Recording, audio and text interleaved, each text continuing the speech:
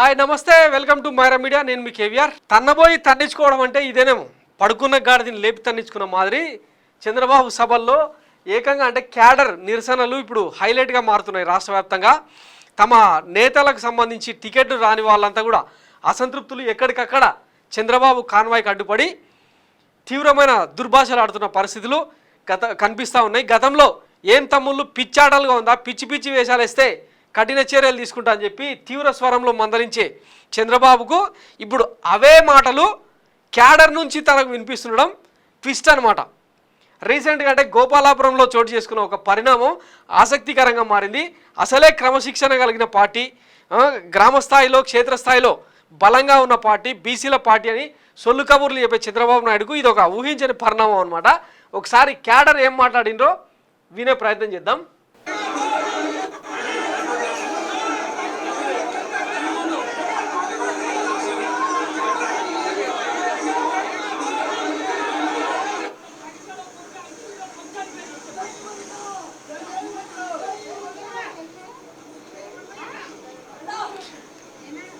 TDP కండువ కప్పుకున్న వాళ్ళే sitting MLA వైఎస్ఆర్సీపీకి సంబంధించిన తానేటి వనితకు జై వనిత జై వనిత అని స్లోగన్స్ ఇస్తున్నారనమాట.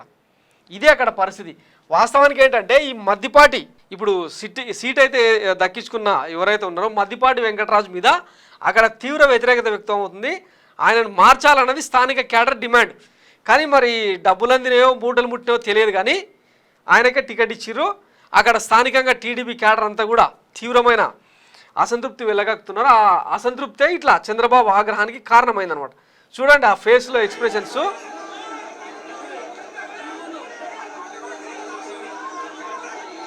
ముందు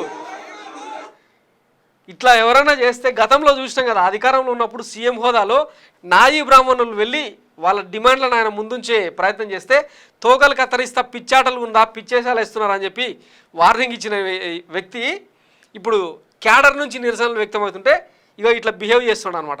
ఇంకా ఇట్లా తయారైంది అన్నట్టు మొత్తం గోపాలాపురంలో.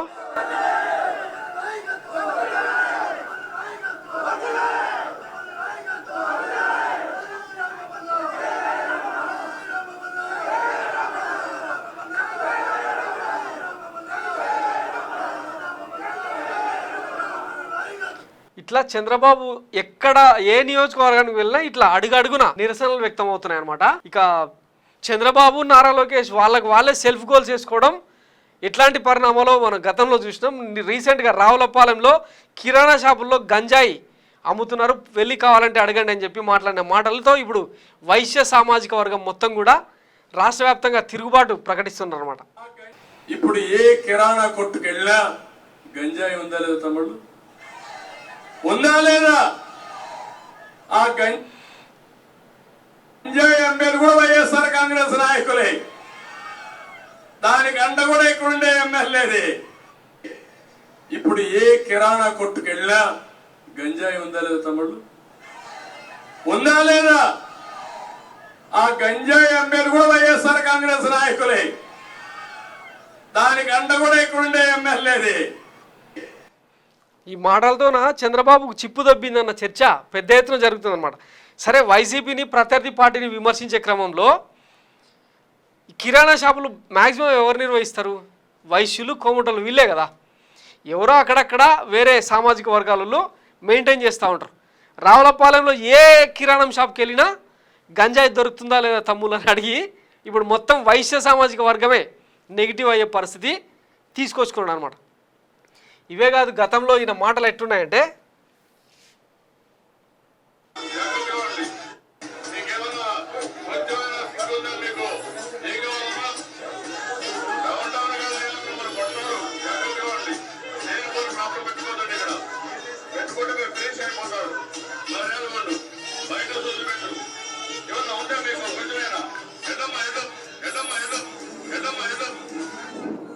ఇట్లా అనమాట ఆయన వ్యవహార శైలి. అంటే తాను ఒక పెద్ద మనిషిని, ఇక ఈ రాష్ట్రానికి నేనే పెద్ద దిక్కును అన్న ట్రాన్స్లో ఉంటాడు అనమాట చంద్రబాబు నాయుడు. సో ఆ రకంగా వచ్చే మాటలే ఇవన్నీ. ఇప్పుడు ఈయనతో అయ్యేటట్టు లేదని చెప్పి క్యాడరే నమ్మిన నాయకుడికి టికెట్ రాకపోతే ఇంకా అసంతృప్తి కాకపోతే ఇంకేం వేలగక్తారు. సో ఇక చంద్రబాబు బొక్క అని చెప్పి తిరగబడతా ఉన్నారు అనమాట ఎక్కడికక్కడ నియోజకవర్గాల్లో. సో ఇది చంద్రబాబు 40 ఏళ్లలో సాధించిన ఘనత. పిచ్చి పిచ్చి వేషాలు వేస్తున్నారా తమ్ముళ్ళు అని అడిగేటోని మీద పిచ్చేషాలు వేస్తున్నారా బాబు గారు అని అడిగేదాకా వచ్చిందనమాట. సో చంద్రబాబు మీద క్యాడర్ ఎందుకు ఫైర్ అవుతున్నారు అంటే ఇవి reasons. Thanks for watching Myra media. నేను మీ కేవీఆర్. Thank you.